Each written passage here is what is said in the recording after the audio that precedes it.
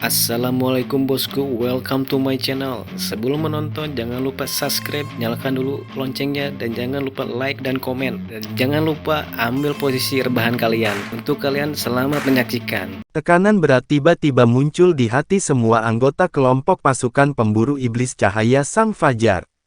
Pada titik ini, sepertinya masing-masing berperang melawan satu pasukan utuh. Terlepas dari kekuatan mereka yang kuat, tetapi untuk melawan satu pasukan utuh, baik dalam hal kemampuan dan psikologi, membuat mereka merasa tidak dapat dipertahankan. Setelah raungan Raja Ksatria Penghakiman Zombie, serangannya juga berubah. Api jiwa di dalam matanya tiba-tiba berkobar. Tubuhnya yang tingginya 2,5 meter mengembang lagi dan meningkat menjadi 5 meter dalam sekejap. Saat tubuh Raja Ksatria Penghakiman Zombie mengembang, tubuh Raja Naga Tulang menyusut pada tingkat yang mengkhawatirkan dan tulang biru dan putihnya hancur. Api jiwa biru dan putih terbang ke depan dan mendarat langsung di pedang ungu dan hitam di dalam tangan Raja Ksatria Penghakiman Zombie. Pedang itu seperti obor yang telah dinyalakan dan, dalam sekejap, api biru dan putih muncul. Pada saat yang sama, kerangka Raja Kerangka yang meledak, tampak seperti belatung tarsal, naik ke tubuh Ksatria Penghakiman dan berubah menjadi pelindung tulang biru dan putih. Ledakan aura kegelapan dan menakutkan meletus dari Raja Ksatria Penghakiman Zombie. Sebagai raja sejati dunia ini, dia memiliki semua cara untuk menaklukkan raja lainnya. Pada saat ini, aura Raja Ksatria Penghakiman Zombie memberi Long Hao Shen ilusi seperti ketika dia menghadapi Kaisar Dewa Iblis. Mungkin, tingkat latihan Raja Ksatria Penghakiman Zombie masih belum bisa dibandingkan dengan Kaisar Dewa Iblis. Dan dia tidak memiliki senjata ilahi seperti Kaisar Dewa Iblis. Tetapi pada saat ini, Ksatria Penghakiman adalah orang terkuat yang pernah dilihat Long Hao Shen setelah Kaisar Dewa Iblis dan Yi Lai Kexi. Penindasan aura tahta ilahi keabadian dan penciptaan melemah dan mata Long Hao Shen menjadi bermartabat. Kemudian simbol merah marun besar muncul di belakangnya dan pada saat yang sama, simbol yang sama juga muncul di belakang Long Hao Shen. Long Hao Shen terkejut ketika domain Dewa Cahaya yang menyatu dengan domain keabadiannya tiba-tiba kehilangan kekuatannya. Dia menyegel domain saya. Kemampuan apa ini? Lagi pula, di dunia manusia, tidak ada yang pernah mencapai lebih dari langkah 9 peringkat 6. Oleh karena itu tidak ada yang bisa memberitahunya bahwa begitu seseorang mencapai langkah 9 dari peringkat 7, seseorang akan mendapatkan kemampuan khusus penyegelan domain. Untuk menyegel domain lawan, lawan harus berada di peringkat yang lebih rendah. Secara umum, level domain tampaknya lebih rendah dari lawan, tetapi kekuatannya lebih kuat dari lawan dalam pertempuran. Tingkat kultivasi Raja Ksatria Penghakiman Zombie awalnya menjadi peringkat 7 dari langkah 9 dan ada kemungkinan besar dia akan gagal jika dia dipaksa untuk menyegel domain. Tetapi pada titik ini, karena dia dan kekuatan Raja Naga Tulang digabungkan sepenuhnya, mudah baginya untuk menggunakan keterampilan penyegelan domain meskipun dia masih tidak bisa menembus kemacetan dengan tingkat 1.000.000 energi spiritual. Domain keabadian Long Hao Shen memiliki terlalu banyak pengaruh padanya dan telah melemahkannya. Bahkan setelah peningkatan langsung seperti itu, dia tidak yakin apakah dia bisa menang melawan domain Long Hao Shen. Oleh karena itu, dia mencoba menyegel domain Long Hao Shen meskipun dia juga tidak dapat menggunakan domainnya. Jadi, mereka berubah untuk bertarung menggunakan kekuatan mereka sendiri tanpa pengaruh domain. Raja Ksatria Penghakiman Zombie tidak hanya pecah, tetapi beberapa raja lainnya juga melancarkan serangan skala penuh dan marah. Mereka semua tahu bahwa jika mereka mengampuni manusia di depan mereka, bahkan hanya satu, itu akan membawa banyak korban bagi bawahan mereka dan mempengaruhi kesediaan mereka untuk menghancurkan Austin dan Griffin. Long Hao Shen yang berurusan dengan pecahnya Raja Ksatria Penghakiman Zombie hanya melakukan serangan sederhana sambil memegang pedang keabadian di kedua tangannya. Raja Ksatria Penghakiman Zombie terkejut menemukan bahwa penindasannya sendiri tidak berpengaruh pada manusia. Long Hao Shen tetap tenang dan hanya menatap Raja Ksatria Penghakiman Zombie. Apakah dia tidak peduli jika Austin Griffin dan teman-temannya yang lain mati? Tidak, tidak mungkin. Tidak peduli apa yang ada di pikirannya, Ksatria Penghakiman tidak akan berhenti. Di udara, tangannya memuntahkan api biru es. Itu membuat perlahan-lahan terangkat ke arah Long Hao Shen. Serangan sederhana dikeluarkan saat raungan naga yang keras dan jernih bergema di udara. Api biru es membentuk naga tulang besar yang terbakar dengan api ungu dan hitam yang langsung menuju Long Hao Shen. Ketika pukulan itu keluar, semua pasukan zombie yang maju di bawah menjadi lamban sejenak.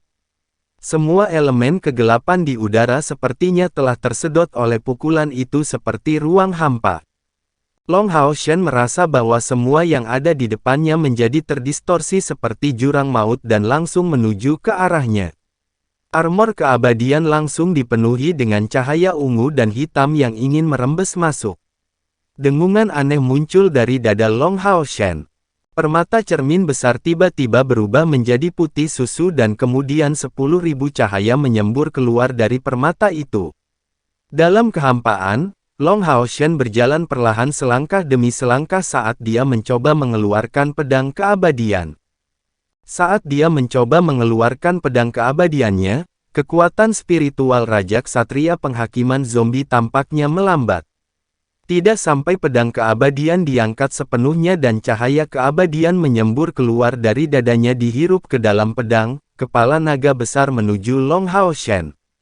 9 warna cahaya keemasan menyapu garis lurus di udara dan bayangan naga tulang besar segera mengeras. 9 warna sinar keemasan menyebar ke arah Raja Ksatria Penghakiman Zombie. Raja Dunia Kegelapan dan Api menjentikkan pedang raksasanya untuk menghindari pukulan itu. Bayangan naga tulang meledak terbuka dan 9 warna cahaya keemasan menyala dan kemudian menghilang. Di udara, Long Hao Shen mundur 3 langkah untuk berdiri. Sungguh senjata ilahi yang kuat. Ksatria Penghakiman memujinya dalam pikirannya. Dalam tabrakan itu, sepertinya Long Hao Shen yang mundur melepaskan kekuatan spiritual yang jauh lebih sedikit daripada Raja Ksatria Penghakiman Zombie. Tapi dia hanya menetralkan pukulan itu. Tapi ini baru permulaan. Api jiwa di mata Raja Ksatria Penghakiman Zombie menyala terang dan tubuhnya bersinar terang. Kali ini, dia tidak menyerang dari kejauhan, tetapi dia datang tepat di depan Long Hao Shen dan menyapu pedang besarnya langsung ke arah Long Hao Shen. Serangan pedang ini tidak hanya cepat, tetapi juga mengikuti prinsip langit dan bumi. Wajah Long Hao Shen sedikit berubah warna oleh jejak indah itu. Dia memblokirnya dengan pedang keabadiannya. Kedua pedang itu bertabrakan dengan keras. Seluruh tubuh Long Hao Shen memancarkan 9 warna cahaya keemasan saat tubuhnya tersapu 100 meter. Itu adalah kerugian yang jelas. Senjata ilahi tidak dimaksudkan untuk menjadi tak terkalahkan. Perbedaan antara kedua lawan terungkap sepenuhnya dalam pukulan ini. Meskipun senjata ilahi tidak dimaksudkan untuk menjadi tak terkalahkan, itu pasti dimaksudkan untuk menjadi kuat. Ketika kedua pedang itu bertabrakan, Ksatria Penghakiman merasakan aura kehidupan yang kuat yang datang kepadanya dan sangat mengganggu aura kematiannya dan Raja Naga Tulang. Dan pada saat penundaan ini, Long Hao Shen kembali di depannya. Tanpa tabrakan domain, pertempuran antara keduanya menjadi lebih intens.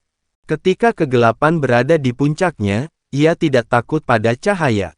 Kekuatan menakutkan Raja Ksatria Penghakiman Zombie mendekati 1 juta yang mengusir Long Hao Shen berulang kali. Tetapi karena atribut yang kuat dari tahta ilahi keabadian dan penciptaan, Ksatria Penghakiman ditekan dan tidak bisa mendekati Hao Yue. Setelah kedua belah pihak terus meningkatkan kekuatan mereka, situasinya tetap menemui jalan buntu. Tetapi ada perubahan dramatis di tempat lain. Yang pertama adalah kekalahan Chen Ying'er.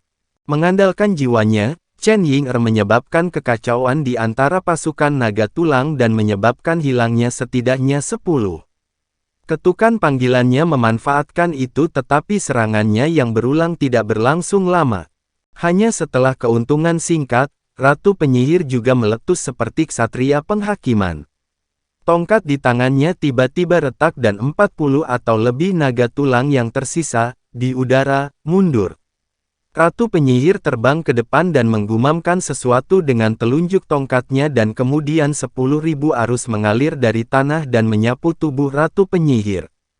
Itu adalah kekuatan kematian Ratu Penyihir.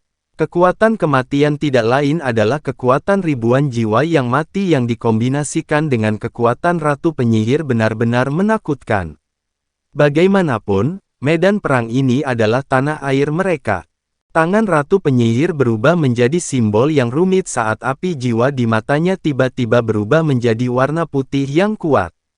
Mata vertikal besar muncul di kehampaan. Tingginya 20 meter. Mata vertikal itu menatap ke arah babi kecil Maido, dan tiba-tiba warna yang luas dengan fluktuasi aneh mengejar tubuh babi kecil Maido.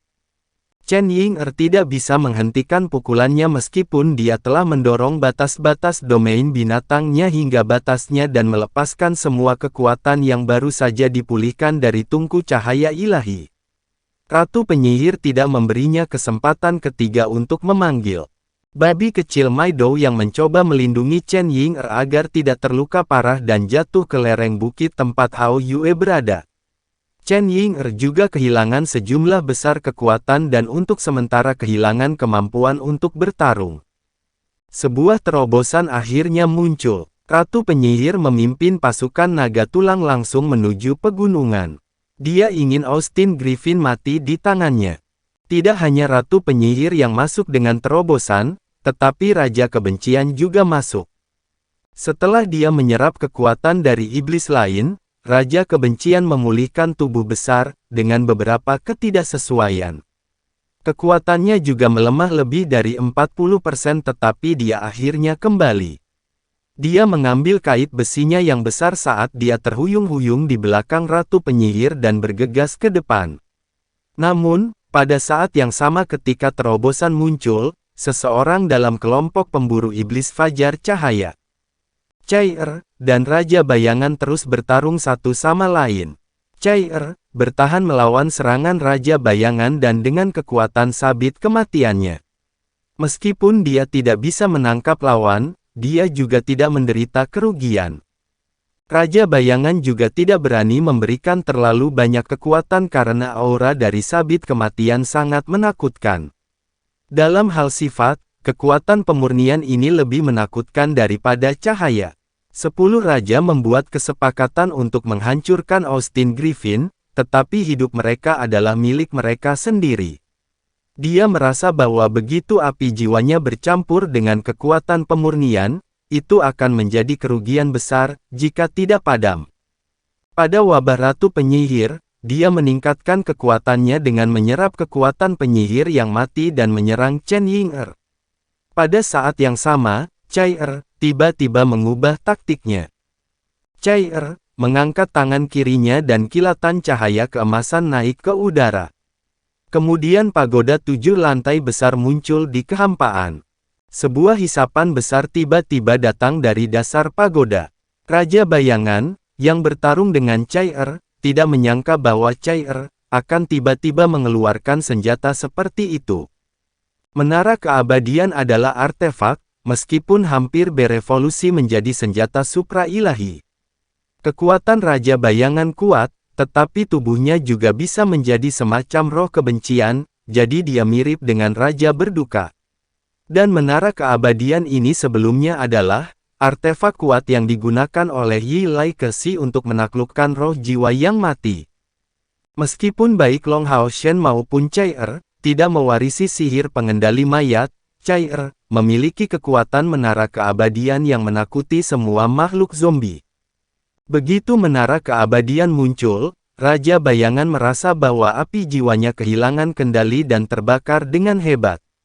Dia mencoba yang terbaik untuk menstabilkan api jiwanya, namun, bayangan tubuhnya juga terungkap dan meskipun dia tidak tersedot ke menara keabadian karena tingkat kultivasinya yang kuat, dia tidak dapat bertindak sementara. Chai-er melangkah keluar dari kehampaan dan mendatangi Raja Bayangan. Pada titik ini, Raja Bayangan tidak punya pilihan selain bertarung. Cahaya menara keabadian dalam darah penuh dan pencegah kuat untuk zombie telah memutuskan hubungan antara Raja Bayangan dan bawahannya yang mencegahnya menyelesaikan ledakan dari menyerap kekuatan orang lain seperti Ratu Penyihir. Saat berikutnya, cahaya putih bersih dari sabit kematian meledak di depannya. 5 jurus Dewa Kematian dalam satu tarikan napas menggambar garis besar Dewa Kematian yang sempurna di udara dari gambar pemurnian yang mempesona, luka kematian, jaring kematian, jeritan kematian, ciuman kematian, dan keheningan kematian.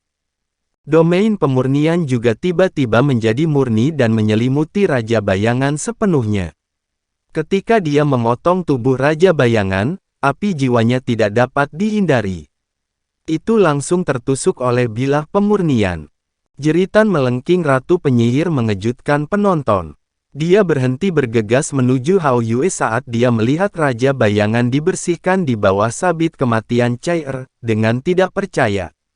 Jika mereka bertarung satu sama lain, Raja Bayangan akan sedikit di atasnya. Bagaimana dia bisa mati seperti itu?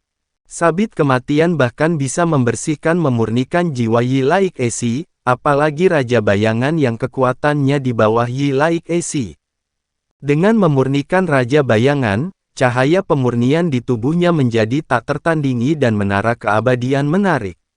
Dia terbang di udara dan memblokir jalan Ratu Penyihir dan pasukan naga tulang.